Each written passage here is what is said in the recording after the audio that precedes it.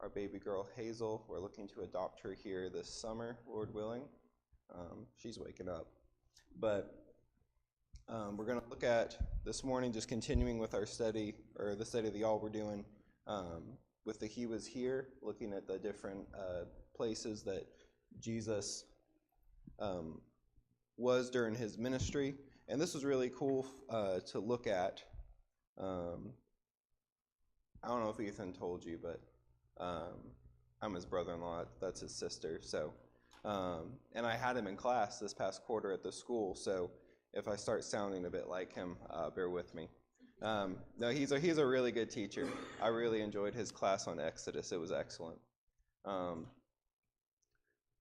we're looking at Bethlehem this morning, and I wanted to start with some background on the Old Testament, like where Bethlehem appears in the Old Testament. And then we'll get into our text. We are going to be in Luke chapter 2, 1 through 20, and Matthew 2, 1 through 12. Those are our New Testament texts that are part of, if you have like your booklet here, those are the ones that are listed there. But did some extra digging to look at the significance of Bethlehem and kind of pull in some extra information there. So Bethlehem, the name of the town means house of bread, similar to Bethel, which means house of God. So Bethlehem. It's approximately 5 miles southwest of Jerusalem, and it's also known as Ephrath or Ephrathah, which means fruitful. Now, it's important to designate Bethlehem Ephrath because there's another Bethlehem in Zebulun. So if you're looking at a map, the tribe of Judah is in the south, Judea, and the tribe of Zebulun was in the north, in what was Galilee at the time of Jesus' ministry. Now what's interesting is this Bethlehem of Zebulun was also pretty close to Jesus' hometown of Nazareth. Although I don't think Nazareth was in existence at that time, the two sites of where the towns were, albeit at different times, they are pretty close to each other. So when we're going to get to that prophecy in a minute in Micah 5:2, where it's prophesied that that the Messiah will be born in Bethlehem Ephrathah. So that's an important distinction because if you're thinking, okay, if he's born in, or if he's from Nazareth, you would think that he would be born in the Bethlehem closest to where his parents are from. But that's actually not so. He actually goes all the way down to Judea, over 70 miles away, and is born in Bethlehem Ephrath. So, and if you're wondering about that reference for the Bethlehem and Zebulun, that's Joshua 19:15, when it lists out the different territories for the tribes when they entered the land of Canaan. Bethlehem is mentioned there in Joshua 19:15. And just so I know, how many people are comfortable reading this morning? Okay. All right, that's all good. So let's take a look together at Genesis 35, 16 through 20. Bethlehem Ephrath appears in Genesis as being the place near where Rachel died and was buried after giving birth to Benjamin. That's Genesis 35. We'll look at verses 16 through 20. So they're on their way from Bethel. Jacob with his family, he's run away from Esau. He's had his 12 sons. He's coming back with a man of great wealth. God has blessed him, and he's coming back into the land of Canaan. And they're between Bethel and Bethlehem. In Genesis 35, 16 through 20, we'll read that. Then they journeyed from Bethel, and when they were but a little distance to go to Ephrath, Rachel labored in childbirth, and she had hard labor. Now it came to pass, when she was in her hard labor, that the midwife said to her, "Do not fear, you will have this son also." And so it was, as her soul was departing, for she died, that she called his name Ben-Oni, but his father called him Benjamin. So Rachel died and was buried on the way to Ephrath, that is Bethlehem. And then later in Genesis 48:7, when Jacob is on his deathbed and he's talking to Joseph, he's recounting this occasion, and he says, "But as for me, when I came from Padan, Rachel died beside me in the land of Canaan on the way, when there was but a little distance to go to Ephrath, and I buried her there on the way to Ephrath, that is Bethlehem." So this is kind of our first significant event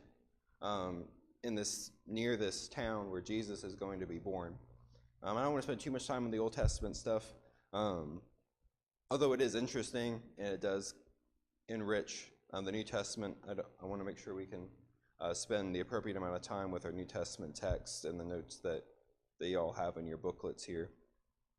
So just briefly, Bethlehem Ephrath also appears in the book of Ruth. It is the hometown of Naomi. Remember, Naomi and her husband and her sons went into Moab because of a famine, and then Naomi died. Her sons had taken wives, but they died. So Ruth comes back with Naomi to Bethlehem, and they meet Boaz, and Ruth will eventually marry Boaz, and he is also from Bethlehem. So Ruth 4:11 says, "And all the people who were at the gate," this is when Boaz is redeeming Ruth, "they said, 'We are witnesses. The Lord make the woman who is coming to your house like Rachel and Leah, the two who built the house of Israel, and may you prosper in Ephrathah and be famous in Bethlehem.'" A few verses later, Ruth 4:17, "Also the neighbor women gave him a name, saying, 'There is a son born to Naomi,' and they called his name Obed. He is the father of Jesse, the father of David." So through Ruth and Boaz being the great-grandfather of David, we're going to come down to David in the line of Christ. And David's the most significant Old Testament connection to Jesus, whether that be associated with Bethlehem, whether it be associated with being a king, and the prophecies that were made, or the promises that were made concerning that. In 1 Samuel, Bethlehem Ephrath is where Samuel anointed David as Israel's next king after Saul's rejection in Gilgal. You can read about that in 1 Samuel chapter 16. It was David's hometown. We're told in 1 Samuel 17:12 that David was the son of that Ephrathite of Bethlehem, Judah, whose name was Jesse, and who had 8 sons. And then in verse 15, we're told that David occasionally went and returned from Saul to feed his father's sheep at Bethlehem. So Bethlehem was where David was a shepherd before he became a king. And so since this was his hometown, it became associated with him. Luke 2:4, part of our text. "Joseph also went up from Galilee, out of the city of Nazareth into Judea, to the city of David, which is called Bethlehem, because he was of the house and lineage of David." So the city of David, the place where David originated. Now we shouldn't confuse this with Zion. This has the proper title, the city of David. You can read about that in 2 Samuel chapter 5, verses 5 through 9. That is Zion, same place as Jerusalem. I believe Zion's the mount, and Jerusalem's the city. So, but that Zion is the city of David, but not the proper title, the city of David, is going to refer to Bethlehem. And so now this brings us right up to the New Testament in Micah 5:2. That's an important passage. Bethlehem Ephrathah is prophesied as the location of the Messiah's birth, and this is going to be 700 years before its fulfillment. And it says, "But you, Bethlehem Ephrathah, though you are little among the thousands of Judah, yet out of you shall come forth to me the one to be ruler in Israel, whose goings forth are from of old, from everlasting." And so now we'll start up in the New Testament. Before we do that, any comments or questions or things regarding the Bethlehem in the Old Testament? All right. So let's get into our New Testament text here. We're talking about the birth of Jesus in Luke chapter 2. We'll start by reading verses 1 through 7.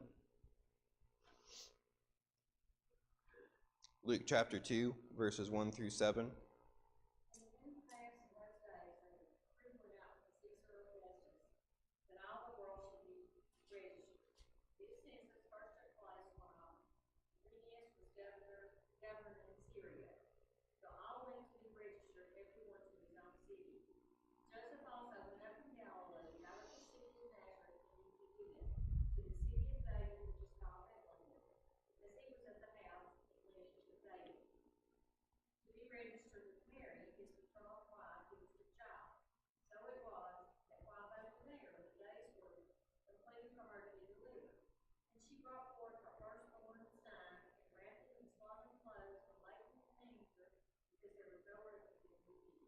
All right, thank you.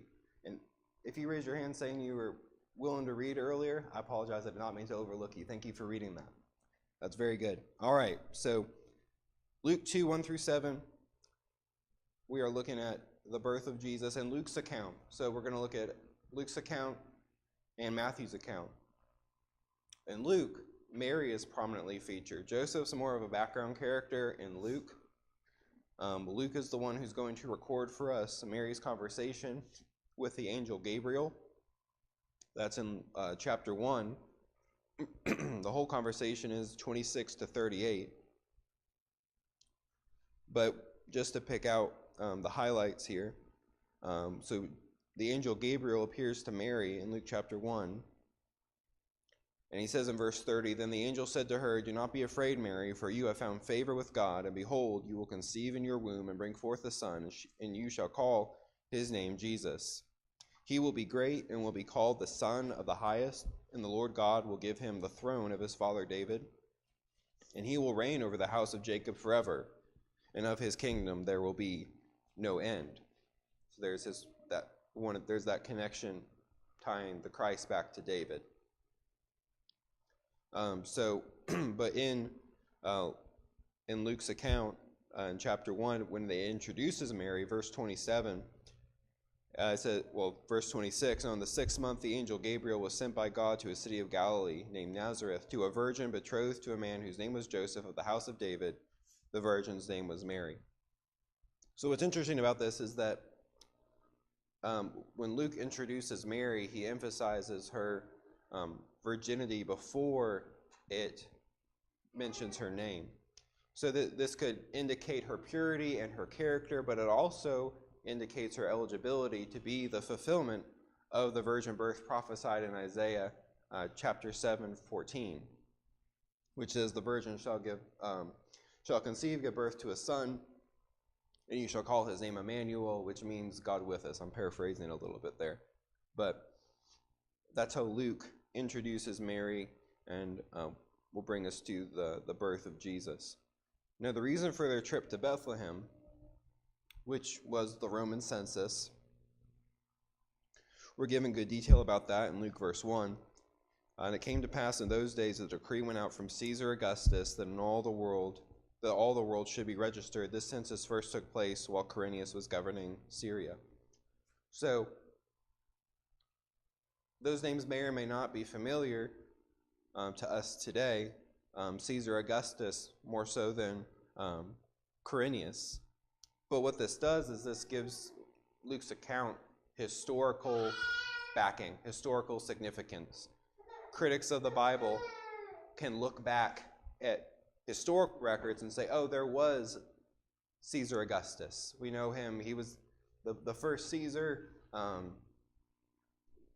followed after Julius and became the first Caesar rather than, they called it a triumvirate.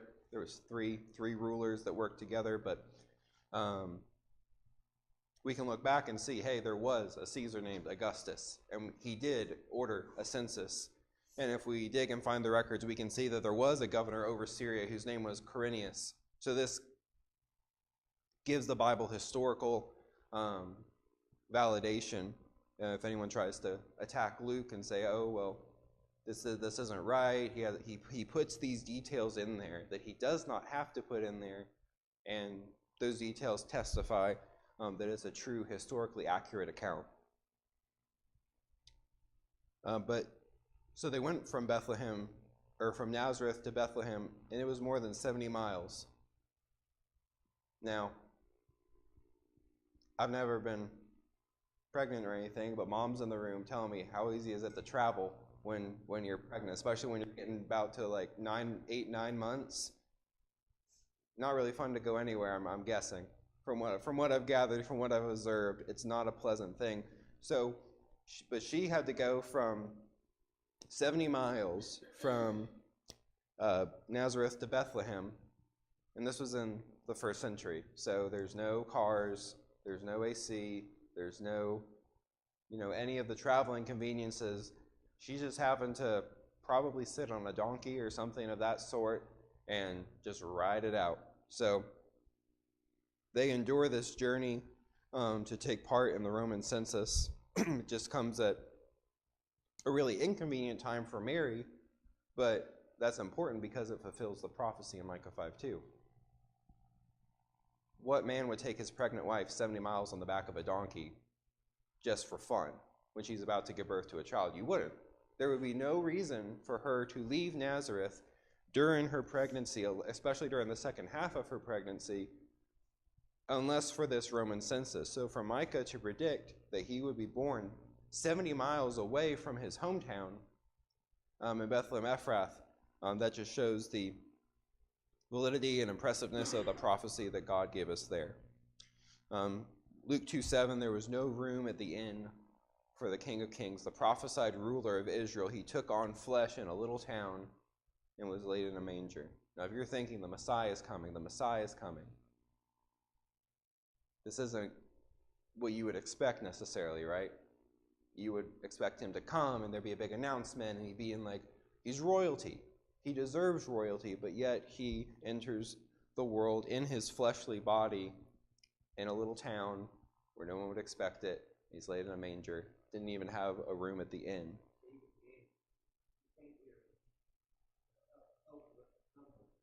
Right. Right.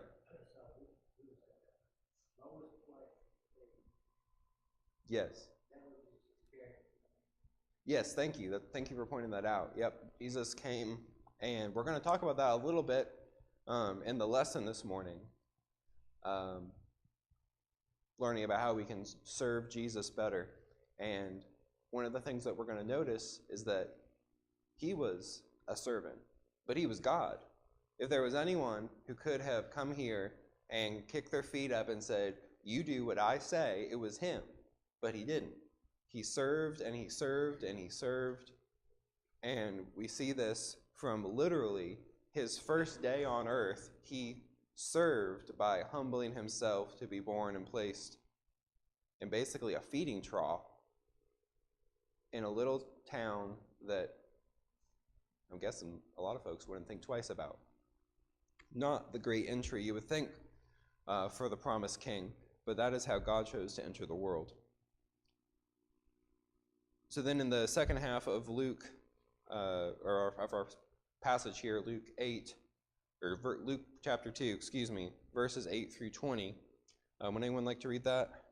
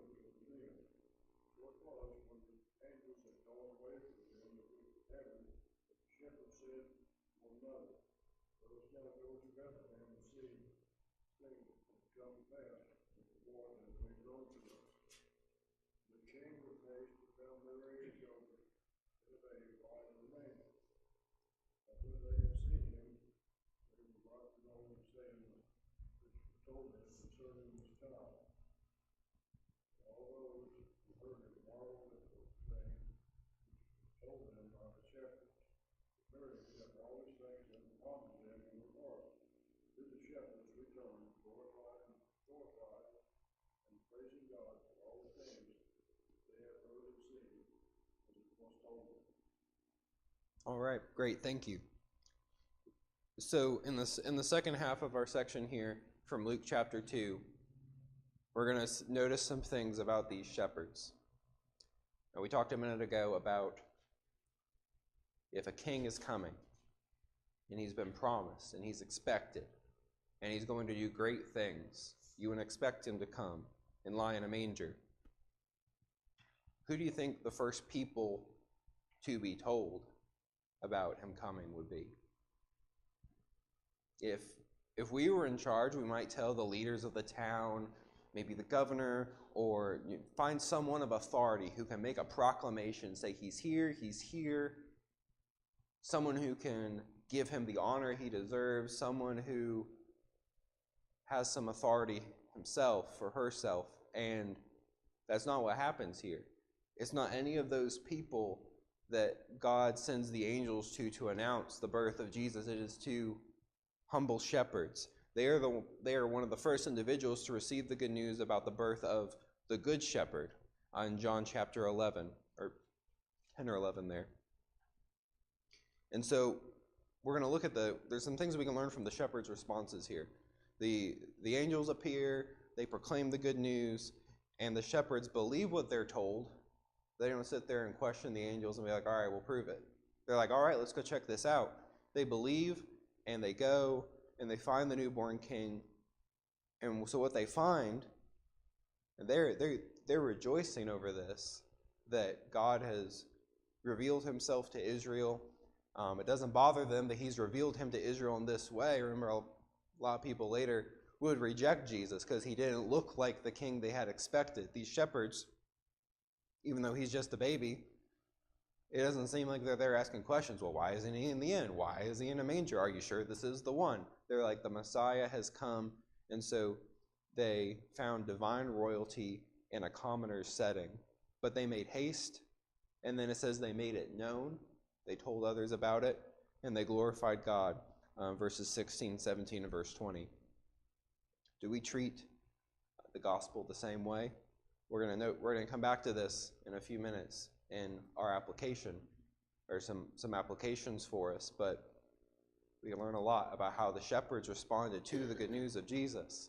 They believed, they acted quickly, then they shared it with others, and then they glorified God, they praised God, gave thanks to God for this good news.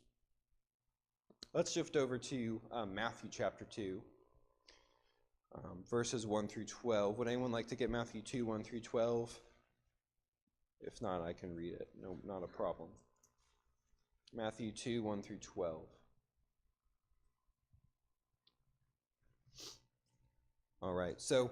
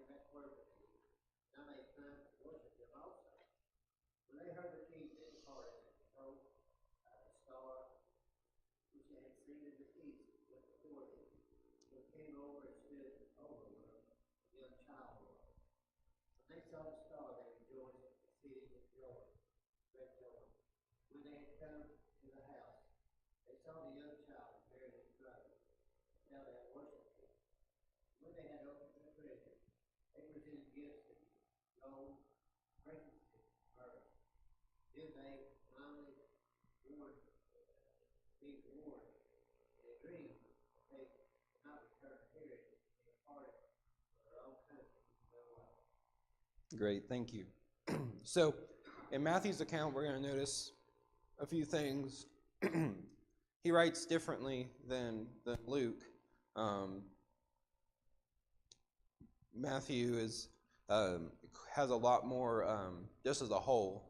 He does quote the prophecy in this section, but he quotes a lot more Old Testament passages than Luke, showing the Jews that this is the Christ, showing that Jesus is the fulfillment of these things that they have been reading for so long.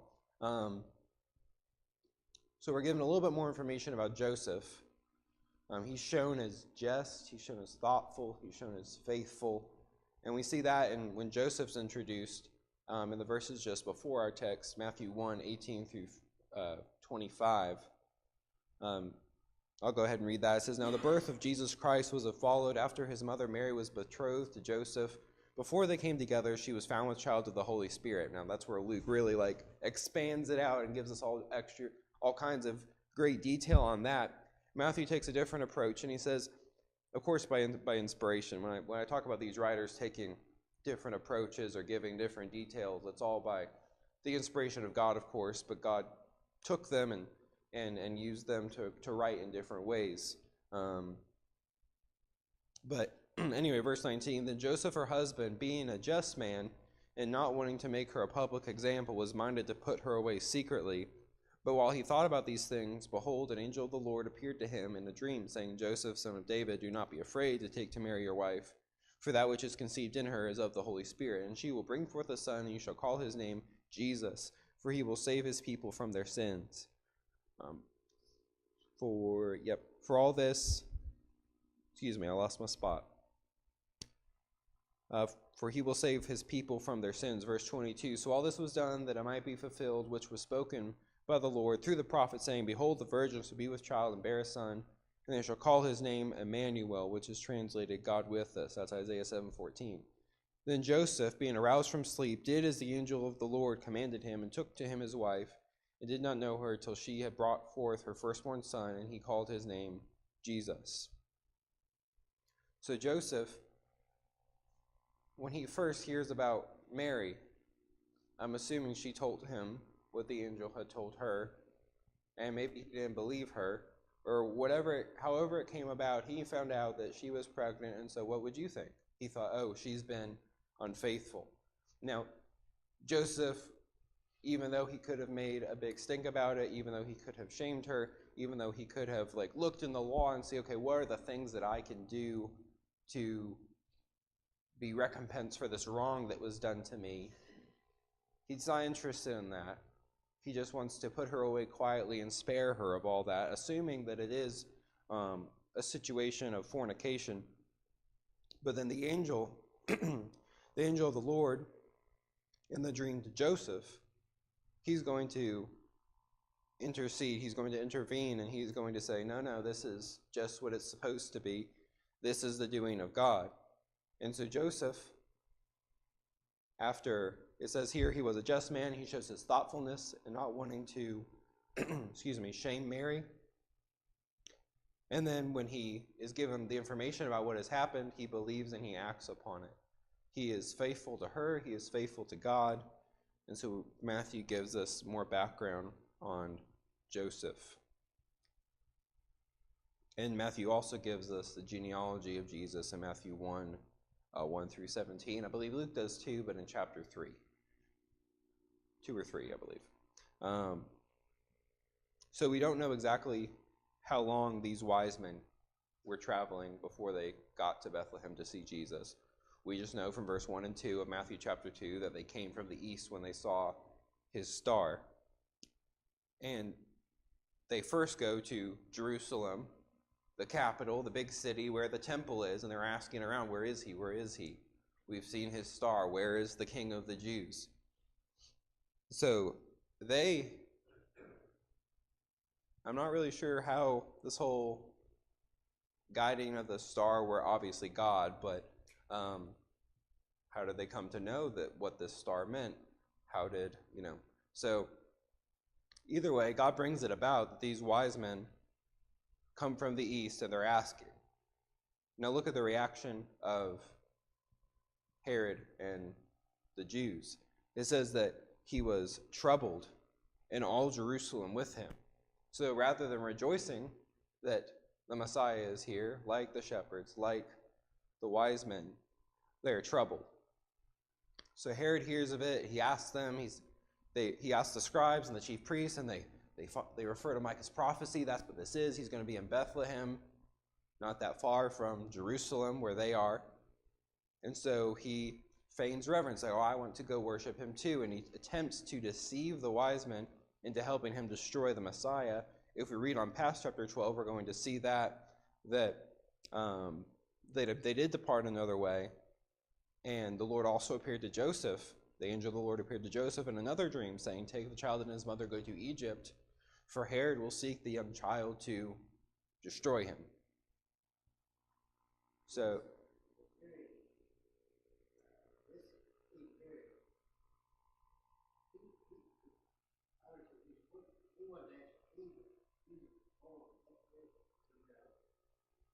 so there.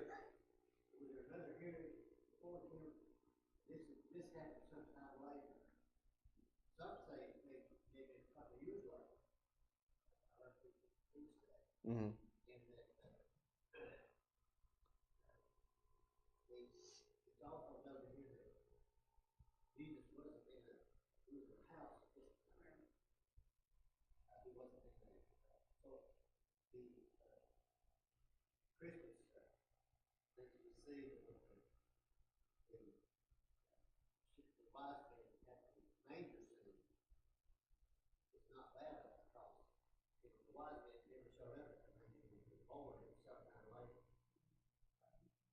Yes.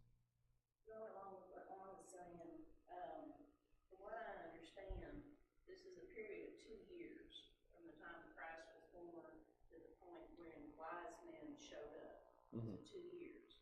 And then, of course, the wise men were told through the dream not to return back because Herod was going to kill Jesus.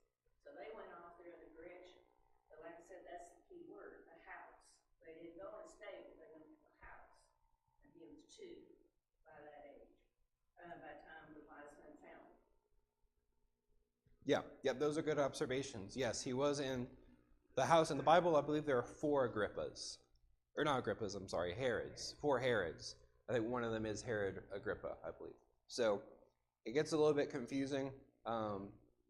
It does say in verse 1 that he was the king. Now, he would have been king so far as Rome let him be king. But In addition to that also, Herod passed away when they went to Egypt. right. They traveled to Egypt, and then that one Herod passed away. And that's when they knew it was safe to go back. Yes. The one that was persecuting.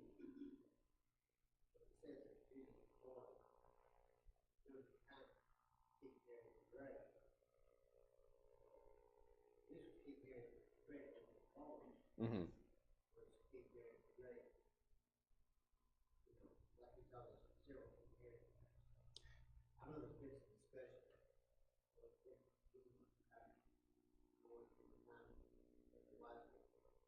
Same one.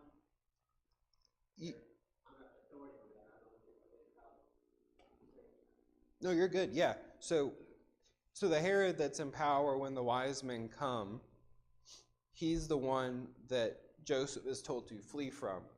So maybe it was a different Herod when Jesus was actually born, and then by the time the wise men got there, another Herod had come into power. I'm not sure. I need to get my timeline on the Herod straight. That wasn't something that I had looked at for this lesson. That's a good question, and I like timeline and history and map stuff, so I want to look at that. But yeah. So when so the king that's there when the wise men come now. How long did it take the wise men to see the star and travel? Did the star appear when Jesus was born? Did the star appear when they arrived at Bethlehem? We don't know. So you have the travel time of the wise men. Did the star appear early enough for them to see it and get there right after he was born? Not sure. So, but the 2 years is a good observation, because if you keep reading in Matthew chapter 2, so think about this. So the wise men come, they're asking, where's the king? Where's the king of the Jews? Where's Jesus? Herod hears about it. He says, okay, where's he going to be born? Okay, Bethlehem tells them, hey, go worship him. Then when you find him, come back and let me know where he is so I can worship him too, aka kill him. So the wise men go and come back, and they're told to go another way. So they don't go back to Herod. So how long does it take for Herod to realize that they passed him by? How long is Herod waiting? Okay, when are they going to get here? When are they going to get here?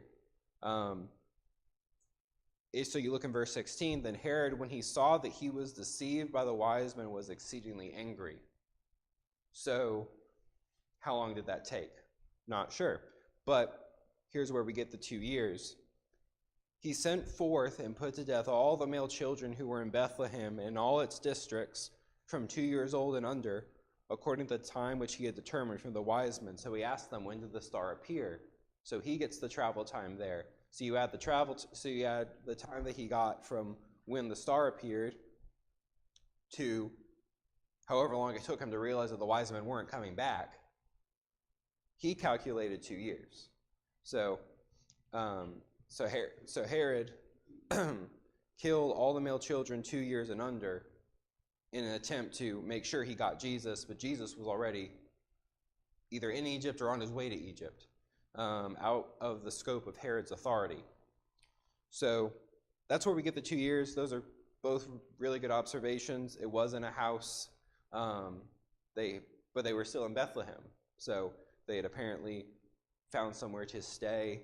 Maybe they didn't want to travel with a young baby, so they said, hey, we're going to, find a house to live in for a while. And then they went to Egypt, and then they will eventually make their way back to Nazareth, but they've been away from home, it seems, for a bit now. What time do y'all normally wrap up? 10:45? Okay. All right. Okay, cool. Yeah, we'll wrap up here. That was pretty much it on Matthew chapter 2. So we'll just make a quick applications and open it up for any last comments. So interesting, isn't it, though, that the first reaction of the shepherds is to worship. The first reaction of the wise men is to go and find him. And the first reaction of Herod is to eliminate the competition, as he would probably view it. So it's significant that, just a couple quick application points and we'll close. It's significant that Jesus was born in Bethlehem because he fulfilled Micah's prophecy. It's significant because of Jesus' connection with David was established, because God had promised that someone from David's line will sit on the throne. Jesus fulfills that. And then we alluded to this earlier. The shepherds teach us how to react to the good news of Jesus with belief, quickly followed by action, then sharing the good news and praising God. Any last comments as we wrap up the Bible study this morning? All right. Well, thank you all for being here. If y'all want to do some more study on your own, look at the similarities between Matthew 2 and Exodus 1 and 2. I guess 3 and 4 too, but Jesus flees. Herod's killing the male children. Pharaoh killed the male children. Jesus flees, Moses flees, and then they come back. So it's interesting. There's parallels there. So if you wanted to jump off into your own city there, that's something that's good to look at. That was just beyond what we could get to this morning. But thank you for being here. We will resume here in a few minutes for worship.